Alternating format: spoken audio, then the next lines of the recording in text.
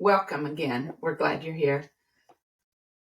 Today, we wanted to take turns sharing a little bit about how we came to do the work we do and why, or whatever the conversation takes us in those ways.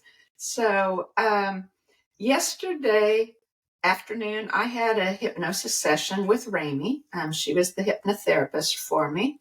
And I use hypnosis to ask questions of myself of when I was in the oneness and ask questions of beings, ancestors or angels or God, source in the oneness, because there's no time. We're all one. And so that connection is there, is what I found just by exploring and learning things. And Ramie's been working with me. And so, but my question to Ramie was, I know you do hypnosis and you're a yoga instructor and you're a Reiki master. And I know there's a number of other things that you do. So, which came first? And did hypnosis come first or yoga come first? And what was going on that made you decide to do that? And what's your journey? Ooh, this will be a fun story. My house burnt down, but it was perfect timing because my youngest was 18. Totally burnt down. I was in Colorado and I got the phone call, and of course I was devastated because the house was gone, just totally gone. And so the insurance company offered to rebuild my house, and I said no. I don't know why. I just said no. Anyway, so then I went to Colorado to become an international tour guide. And I took the class, and before we graduated, they rented me a bus, a city bus, and gave me a microphone, and they gave me an area of Colorado, Denver, to pass the test. I had to study that area. And so I did, and the microphone, and we went around, and I gave the tour, and I graduated. But there's only 2 schools in the whole country that teach you how to be a tour guide, because once you start traveling with these big companies, you can't go ahead and explore. So they teach you how to do the research if you go to France, Italy, wherever, right? Unfortunately, though, it was 2002 when I did this training, and it was right after 9/11. Remember?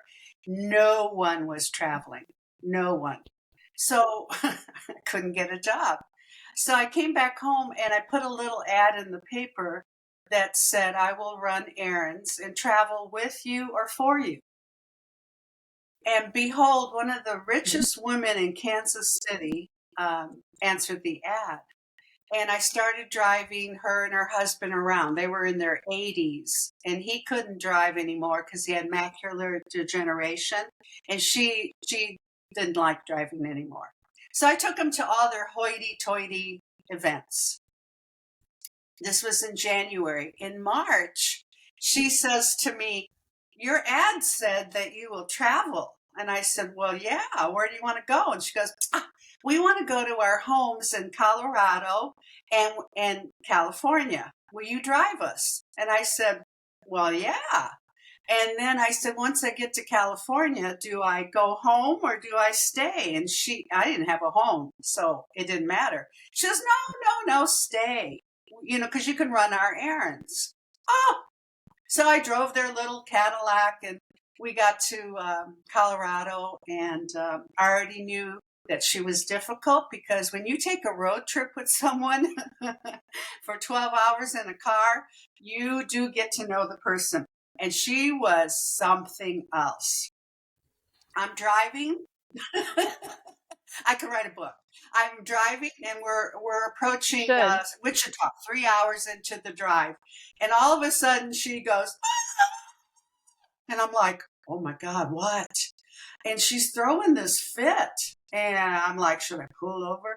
And I go, what? And she goes, I can't find my sunglasses. And I'm like, are you kidding me? Are you serious? No, I didn't say that. But I went, oh, do you want me to pull over so we could find your sunglasses? Oh, no. I mean, that was how it was. It was awful. And her husband is in the back seat. He's hard of hearing. I know why now, right? So we finally get to Colorado, and it's 12 hours, and she is having a fit because the doorway was dark. And I'm like, oh, okay. And she was so mad because she hires help, and she knew, help knew she was coming. Why didn't she have the light turned on? And I'm like, lady, I am so tired. I don't want to listen to you anymore. And so I said, so where can I go sleep? And she said, well, there's 7 bedrooms. Go find one. And as I'm walking up the stairs, her husband finally says, because he thinks I'm out of ear reach, right? And he finally said, shut up. And I'm like, yes. So that was so funny. But anyway, so I took them to California in their Cadillac and blah, blah, blah. And they're in this mansion and every place we go, right? They have money, lots of money. And that's how it began. And so I called myself the travel lady. And I'm with her every year because every year they go to California. Oh, I loved it. One year they had me go and drive their Jag to California by myself. I was so happy. And I ran their errands and I took care of all their stuff. And she went out every night and it was great. And then we'd come back home in the spring and winter was over and I loved California and I created a little life there myself. And so this is like year 4. And every morning we would get in the kitchen because we would meet in the kitchen at 9 a.m. And she had this huge calendar on the counter. And I could see what she was going to do and where I was going to be needed, okay? And so I see on the Friday that she's going to go to there's a blues concert at the club because she belonged to this highfalutin club. And so I said to her, oh, I see you're going to go to the blues club on Friday. She goes, I have no one to go with. Oh, that was so dramatic. She was so dramatic because most of her friends lived in this complex. So she had plenty of friends. She was just dramatic. And so I say to her, well, I love the blues. I'll go. And she crossed her arms in front of her chest and got real puffy like a bird, And she said, you're not allowed. I couldn't believe it. And I went to my room and I was fuming. I mean, I haven't been that mad ever. I was like, what am I doing here? I'm not welcome. I don't belong in her beautiful club, blah, blah, blah, right? So the next day I come out and she said, what, you're still mad? And I went, well, yeah, I am. And I, of course, let it go on too long because it's year 4. And there was all these little instances, all these little digs that I'm the hired help. And I'm, yes, ma'am. But she knows me by now that I don't do yes, ma'am, yes, ma'am. Because, I just don't, I'm just equal. And I was so mad that when I went to my room, I was fuming and I got my yoga journal magazine out and I read it cover to cover. And on the back cover of the yoga magazine was a picture of a Swami and it said, become a yoga teacher. And I went, oh, that's it. I don't have to travel with these women anymore. I'm going to teach the world yoga. And I did. And I went. And, and of course, slowly, I graduated all the women. Because I still enjoy traveling, but not this woman. I just let her go because she was difficult. She was high maintenance.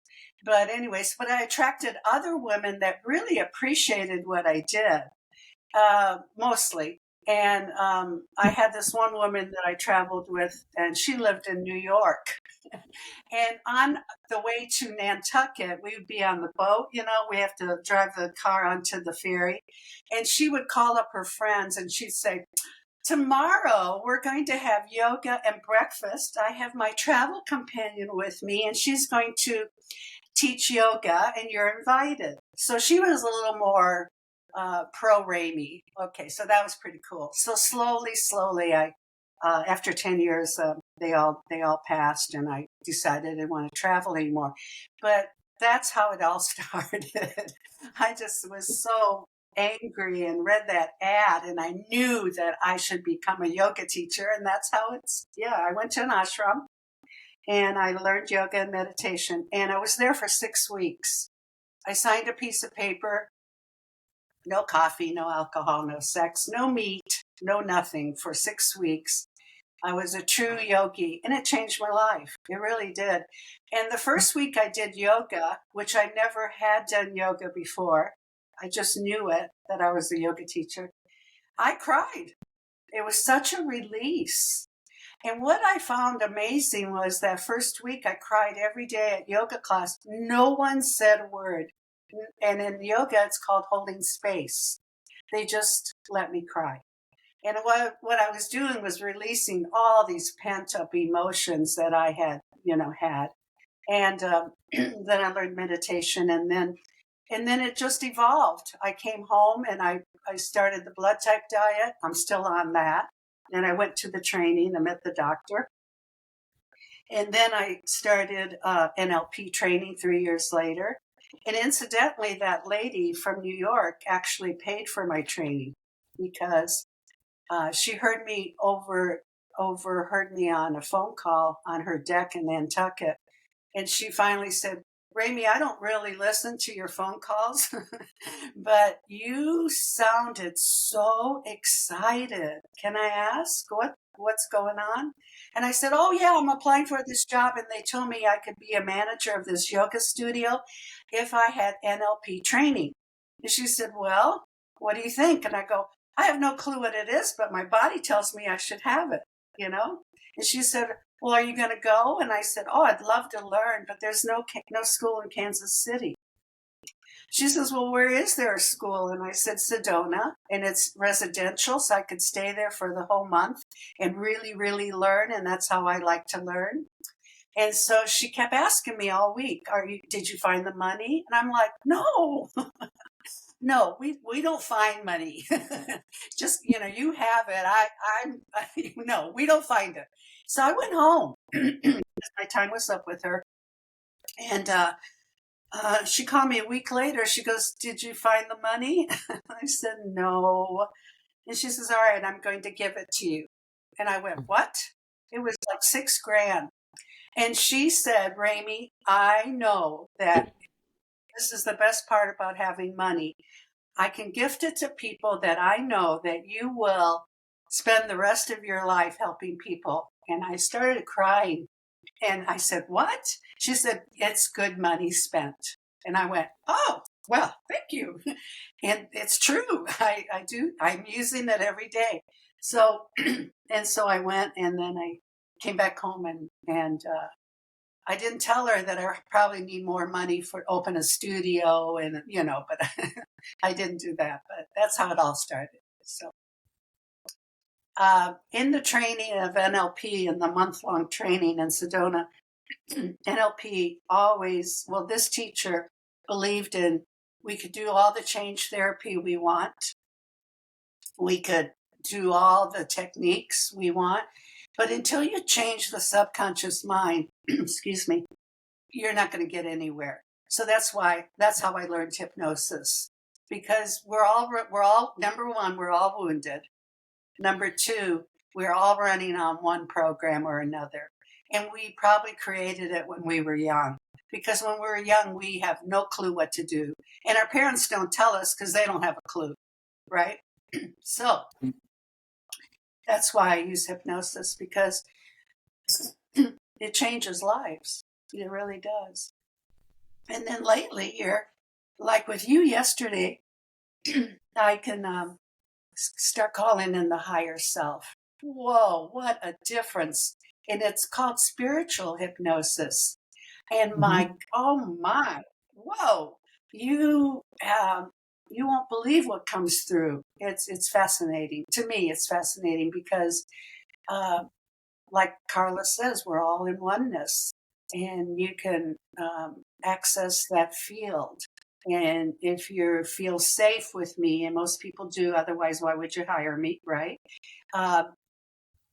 You can go wherever you want to go, and it's really interesting. And I worked with a lady yesterday, and and I invited the higher self. And when I invite the higher self, it really helps me to help you, because the higher self knows you more than anyone, right? And so we may not see instant results after our session, but you will come back. Usually people come back to me and say, oh, guess what I found out? And then we just build on that. And so that's how it all started. Well, very fun. And also, one more thing, besides the hypnosis, he also believed in energy healing. So that's where I got my Reiki certificate. I mean, it was $6,000. It paid for all of it.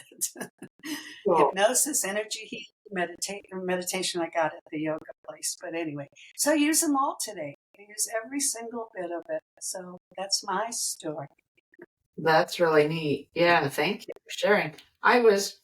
What came to my mind was when you were talking about that first week in your yoga class where you were just crying and releasing things and people let you. I find that I do that every time I go to the chiropractor. It's like he shifts a muscle or the joint, and all this tension comes and I just start crying. And I say, wait, you can't go on yet. Let me finish. So I finish. Yeah. I let that pass. And then he does another one. And I say, okay, wait. I said, nothing's wrong. I'm just releasing. And he said, just fine. Go ahead. Yeah. Anyway. Everyone releases in their own way. And I see it. Some people yawn, some people cough, some people cry. Yeah, it's really very, it's good to see the release, because they've stored it for so long.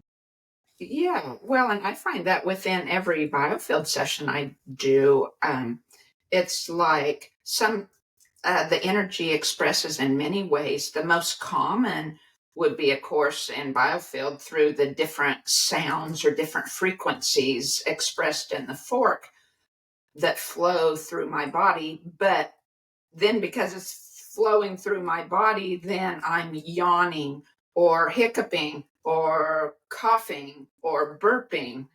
It's just amazing the many ways that energy expresses, and of course breath, and lots of times I have to use sound, ohms or ahs or humming or singing to express that. Sometimes it takes vocalizing. That's a great way. It's very healing to use our voice. I watch a lot of educational webinars, and they have this once a year, well, twice a year, whatever, on sound webinars. And this guy, he's from California. He has a school where he teaches sound healing. And so he interviews all these sound healers from all over the world. And this one guy he interviewed, he played his bowls before he started the interview. And so his story was he fell off of 14 feet off the building, the top of the building. Yeah. And he was paralyzed, and he was in the hospital. And I'm thinking, wait a minute, he just played the bowls. Wait a minute, what happened? And while he was laying there, and the staff told him, you'll never walk again, and all this. And so he's laying there, and he remembers his grandmother back in Israel, toning, all the vowels, right? And he goes, well, I'm going to do that, because why not? I'm laying here. And she loved it, and she got peace from it. Do you know he did that for 3 months every day, all day long? He walked out of the hospital. Mm-hmm. That's incredible. So the voice, your voice, has the power to heal you. And so I eat all that up. I love it, love it, love it, love it. And so when I can't get to a client because they're stubborn or they're resistant or I just don't get it, which is not often, but I will use sound. And we will sit there and we will tone and they'll cry or they'll release and then we can go on and get the session through. So yeah, sound is incredible. I love it. Anytime you guys want to tone or chant with me, let me know because I love it.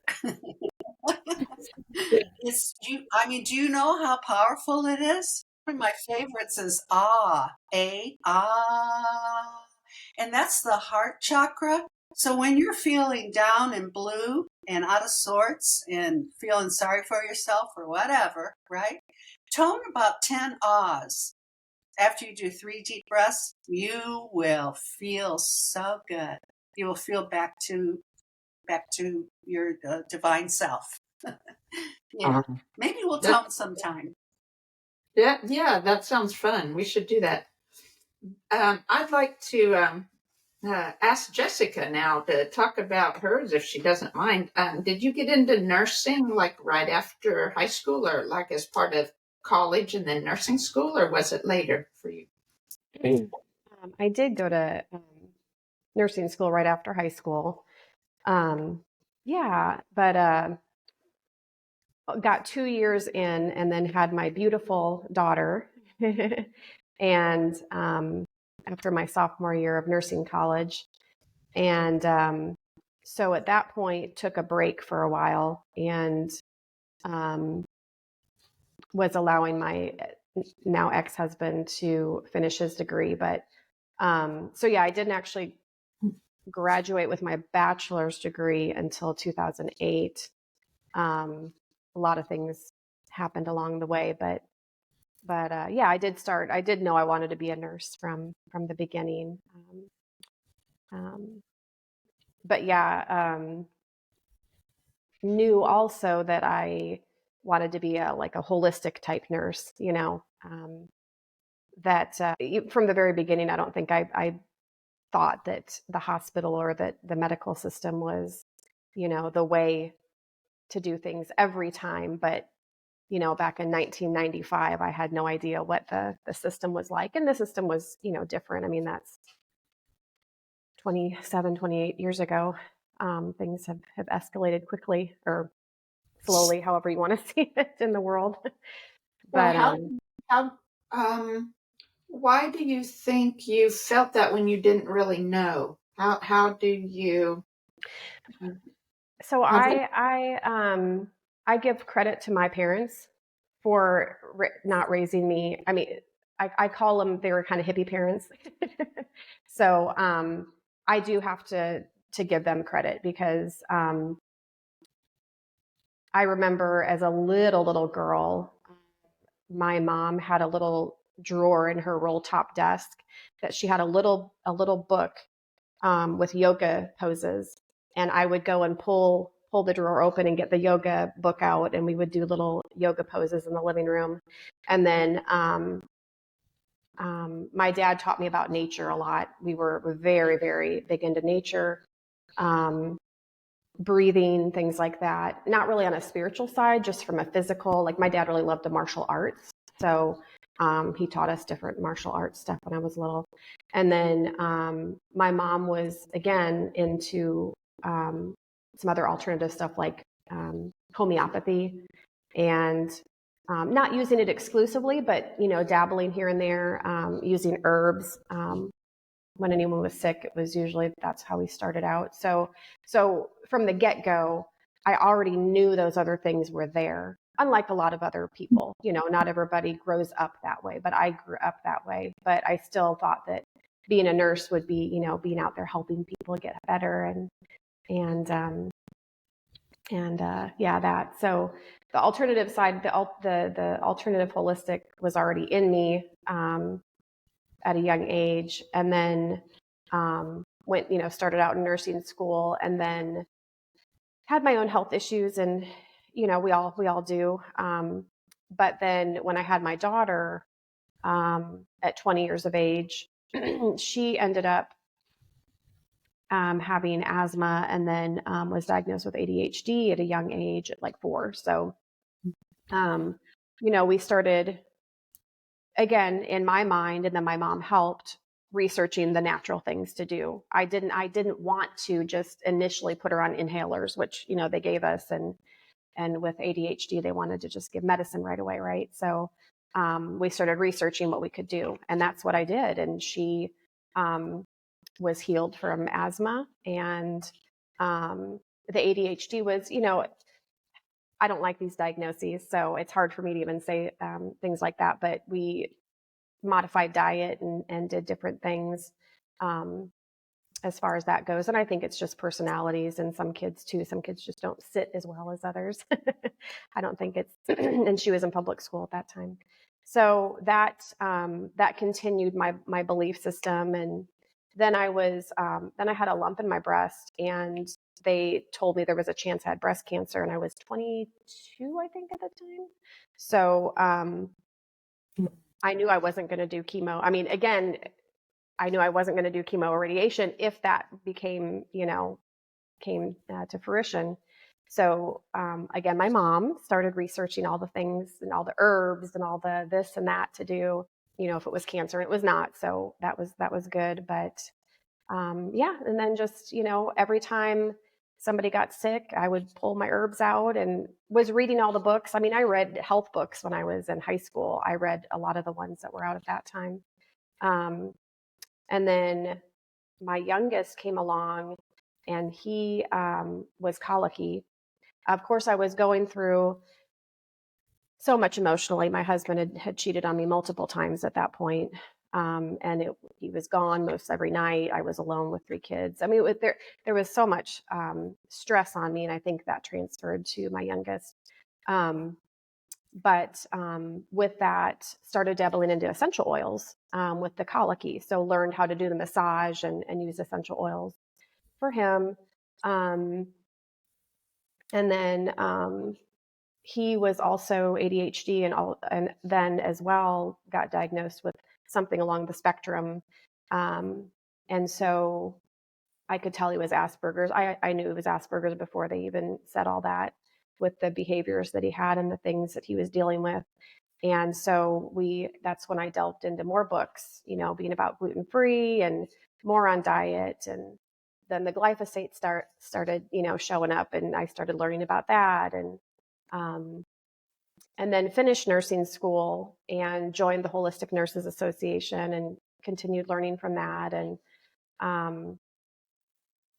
it's funny, as I continued nursing every year, it's like I understood more and more that I didn't want to do it that way, right? Like, I love helping people, but it was just, if I was working ER or mother baby, because I've worked all the units, it's like all we do is drugs, antibiotics. And I started learning about the gut microbiome, and I'm like, oh my gosh, we're just destroying these people, giving antibiotics. I had to push antibiotics into little babies, just because their respiratory rate was a little bit high. Well, there's probably other reasons too, but so it really was, started weighing on me. So yeah. And then, honestly, what caused me to then get into, health coaching was, I think it was 2013 or so, the hospital I was working at, said that, we had to have the flu jab or we were not going to be able to work there anymore. And I started hearing, other nurses that were dealing with that throughout the country, at different hospitals. And so I was like, oh my gosh, what if this happens in all the hospitals and I don't have a job anymore? And so, as happens on, the internet, when you start talking about things, it hears you. And for whatever reason, Institute for Integrative Nutrition, IIN, started showing up on my feed that would pop up advertisements. And so in 2014, I was like, okay, I'm going to become a health coach. This is, a beautiful thing. And it was amazing. It was an amazing year. At that time, it was a year program. It was part-time, of course, because I was working full-time and single mom with kids. But the support that I received, and then the things that I was learning that I knew a lot of, but learned in more structure, and how to, journaling, and even more on breath work. And, one of our teachers was like Deepak Chopra, and we had all the, the really big names out there in different areas of health. Right. So, graduated in 2015, and with my health coaching certificate, and had some clients here and there, and but was still working full time at a different hospital at this point. Had found another hospital that I could continue working at, and so yeah, it's been kind of a journey since then, because it's I was still raising kids, and it's a challenge to build your own business with something like health coaching, in my opinion. But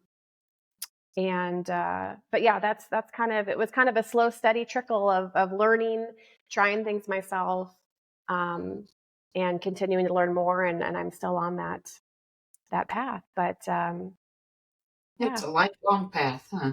It is, For all of it. Yeah. And you learned NLP recently? I just, last month received my certification in NLP and hypnosis as well. And Nice. honestly, Do you like Ramie, oh yeah. And honestly, I did it so I personally did it for my own personal advancement, and to help me, because I know everything that I set out to learn and do education through, I'm going to build myself. And that's what I wanted to do. So it's been amazing.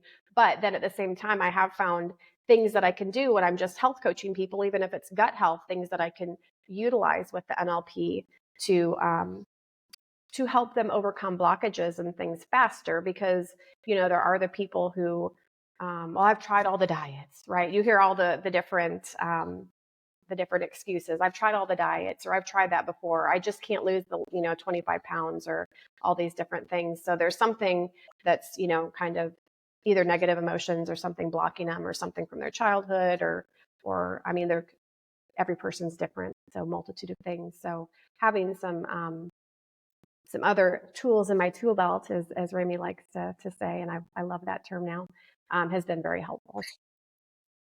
Yeah, because weight loss isn't about a diet. It's about all of it to me. Yeah, it's about all of it to me. It's a holistic approach. And what do you tell yourself? It's that inner talk, and it's the emotions, and you formed that belief long time ago, and it's finding the belief, and then healing it, because it's not true anymore. It's not true at all. And NLP does help a lot. It's just incredible. And that's what I like about it, because the developers of NLP, I think with the one, Dr. Richard Bandler, the creator of NLP, with the other gentleman, he was told he'll never make anything out of himself because he failed a class in college. And he said, that was it. He goes, I'll show you. And he is so considered, a rebel in his time, but it's 40, 50 years later, and we're still studying it. So I guess that was his revenge tactic, to show people that he really did make something of himself, because he did. Yeah, it's incredible what he does. And I believe a session with him is like $1,800 an hour. I mean, he's just, up there. He doesn't do sessions, obviously, but he writes lots of books. And if you just read them, they're empowering, because he teaches you the techniques. But reading a book is a challenge if you don't have someone to practice with, and that's what the schools are for. Because you can't you can practice on yourself, but it's not as much fun. You Right. need the feedback. Right. So that's really good, Jessica, because you're really going to help even more people. Yeah, I hope so. And initially, continue helping myself, being the change that I want to see in the world. Absolutely. Yeah, absolutely. Yeah. All right, we got Miss Carla left. Well, how did you get started? Well, I had 4 or 5 careers before I found the one I'm doing now. My college training was in horticulture, and I worked in that for several years. I was also helping like developmentally disabled people in group homes and in sheltered workshops was what the terms were back then. I don't know what they call them now. And then when I was a single mom, I needed to find something that I could work a day job that wouldn't be too far away so that I could be available for the kids before and after school and such like that. And I ended up doing insurance and real estate. Had my broker's license and licenses and different insurances and the brokers in real estate, and did that for 13 years. And then I had my own office for a couple years of real estate brokerage and just worked by myself. And I went to auctioneer school during that time and became an auctioneer, and enjoyed that a lot because my grandpa had always gone to auctions and my dad would go to auctions and I would see what they buy, and it was just fun. And in the rural area where I lived, the churches usually had the lunch at the auctions and they all made homemade pie. So auctions were good. Can you give us a sample of what they sound like? They always talk so fast. I'll do a tongue twister to start with. Betty bought some butter, but she said this butter's bitter. Let's see, I have to start over here. I haven't said it for a while. Betty bought some butter, but she said this butter's bitter. If I put it in my batter, it will make my batter bitter. So she bought a bit of better butter, put it in her bitter batter, made her bitter batter better. So this better Betty bought a bit of better butter. So anyway, it was like a cool 10-day class. Anyway, so 555. Will you give me $5 here now? 30. So that would be weekend or Saturdays usually from sometimes during the week also from like the 1st of April to the 1st of December most of the time while I was doing real estate and insurance during the weekdays, right? And so it was part of the real estate and insurance office because you'd sell houses. And a lot of times they need to sell stuff before they die. A lot of people had died is why we had to sell their houses. So there would be an auction for that too. So anyway, that's why it was connected with the real estate office. And I had the auctioneers were men, and so I was the cashier. That was my part of the job because I did the books at the office and was the secretary at the office. And so I was the one that wrote out all the checks, and I thought, they make a lot more money than I do. I can do that. so I did. And anyway, Love it. So that was from like 95 to, I think that job ended in 2005, maybe 2006. I can't remember, something like that. And then I had my own office for a few years and did just 2 or 3 auctions during that time. And my own office, of course, that was during the 2006 to 2008, maybe, when it was the called the Great Recession, they call it now, but financial times were tough, and I didn't really know it, except that I knew I wasn't selling enough houses. I needed to do something else. And so I went back to school. I had been a nurse aide at times, and so I started working in a nursing home, but I also went to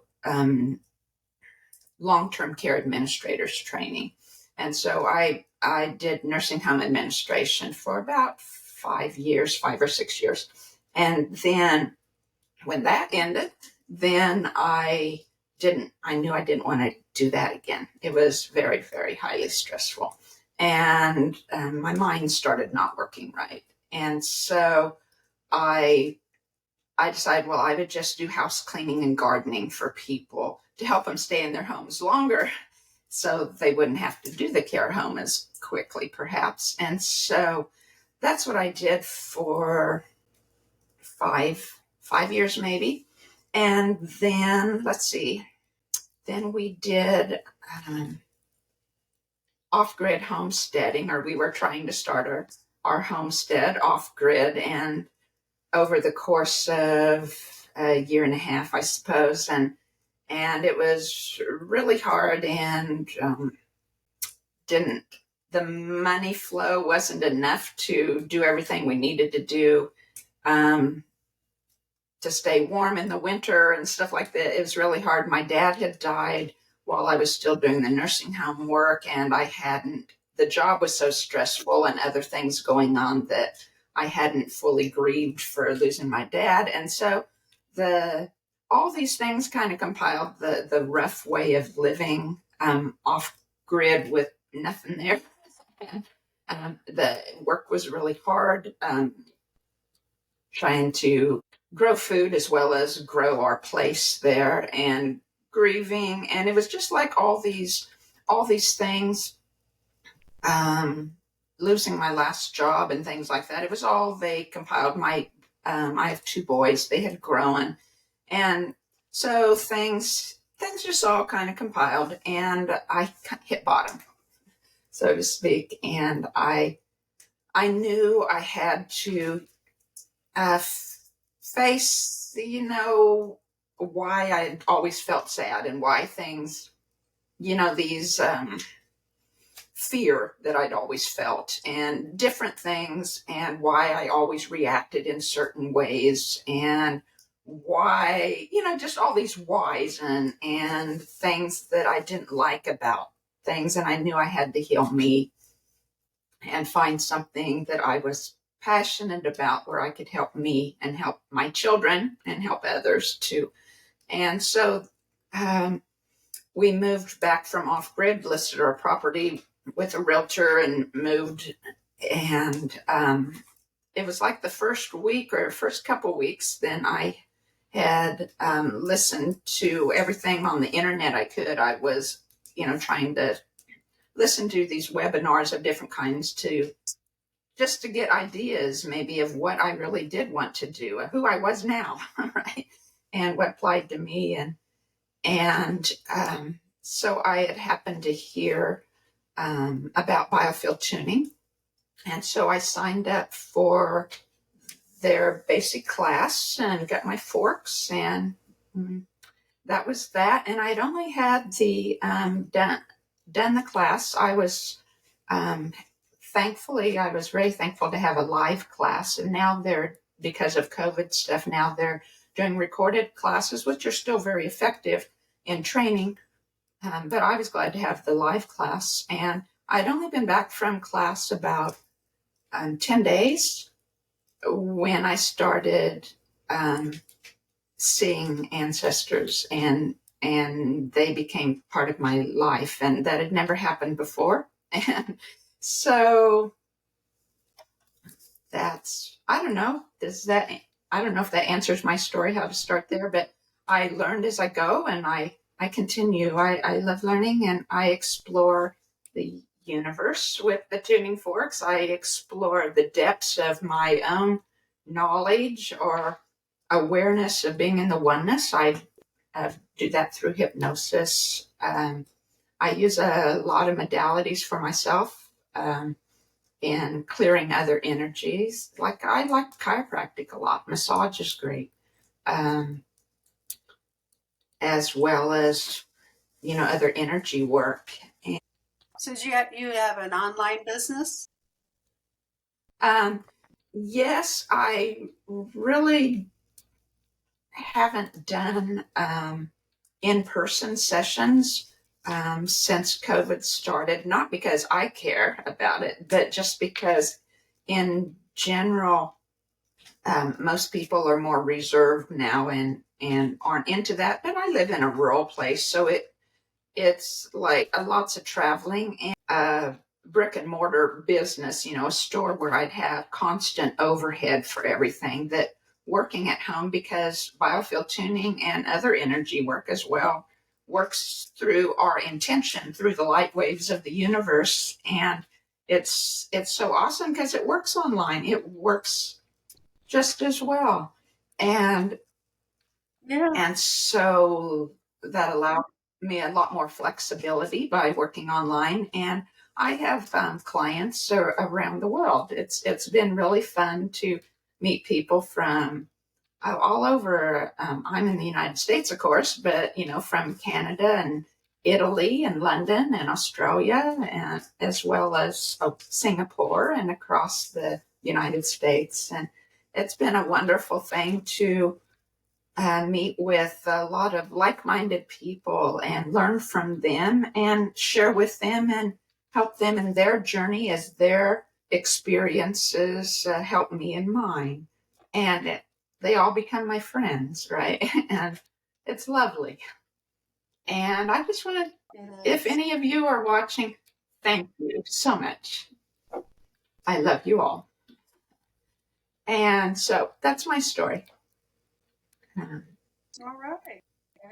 Ramie, would you mind leading us in a few minutes here, just of awing or oming or something that feels right with that? Love it. Love it. Love it. Love it. Okay, so feet flat on the floor, back straight.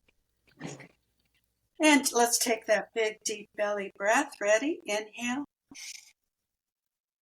And roll your eyes up in your head. And when they tire, they start to blink. And then close your eyes. Yeah. And let's do that again. Inhale, big belly breath. Hold it at the top. Roll your eyes up. Hold it as long as you can. Hold, hold, hold. And then as you exhale, lower your eyes. All right. Feel your body. Feel yourself sitting in your chair. Feel your space. Feel the space in front of you, behind you, to the left, and to the right. And now I want you to feel your heart space and just notice how you feel. All right. And we will tone ah, which is the heart. Let's do 8 times. And I will lead. And so we will inhale, and on the exhale is when we'll chant or tone the ah. So let's begin. Ready? Inhale. Exhale. Ah.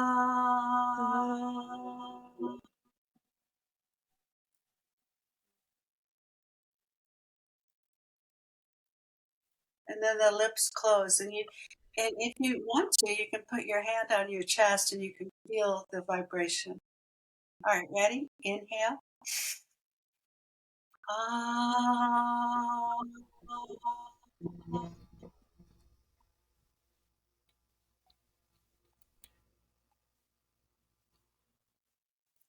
Inhale.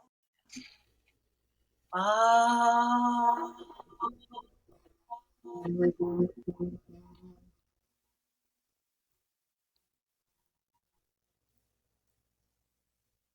Inhale.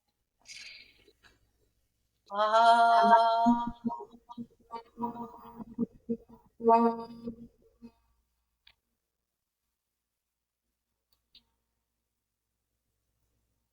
Inhale. Ah.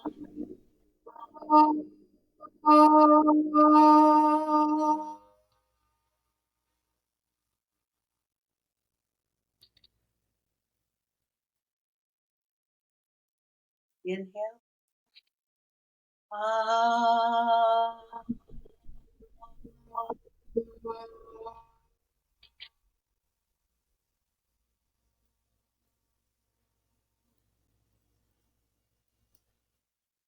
Inhale.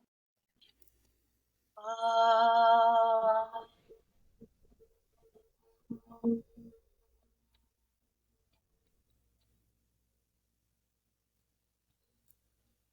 Last one. Inhale. Ah.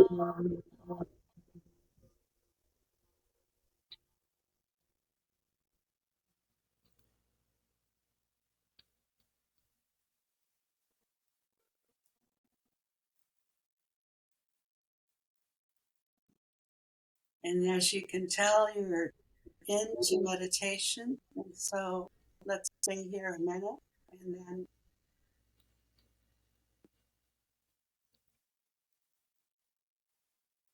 set your intention for today, everyone.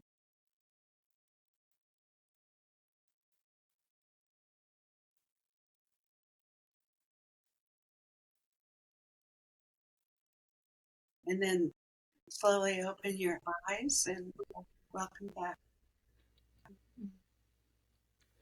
That was beautiful. It is, isn't it? Very, very nice. I just had a question on that. I've never heard, like, I've heard that every chakra also has its own, Right. not just the ah Tone. or but it has its own, like, note on the scale. So, do you True. need to do the ah at the note on the scale? Like every, what is it? Is an ah an A or is it a C? You know, is it a G? What it Well, is? I think it's a C. I think it's a C. You're right. Every chakra has a tone or a chant, and I don't know the notes because I'm not wired that way. But yeah, if you got the tone, the right, that would be cool. If you could and then yeah, and then I have the list of chakra notes somewhere. So if you want to do that, we could do that. I know one of them is VAM, VAM, and I can't remember if that's the root one or yeah, every chakra has a tone. And so we could tone all 7 of them. That'd be cool. Yeah, that'd be fun. So I guess Yeah, we'll it stop would be.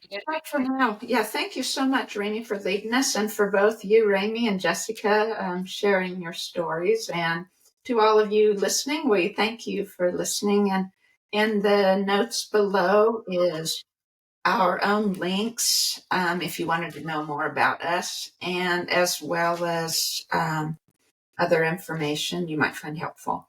So thank you. We'll look forward to being with you again next week. Bye-bye. Bye.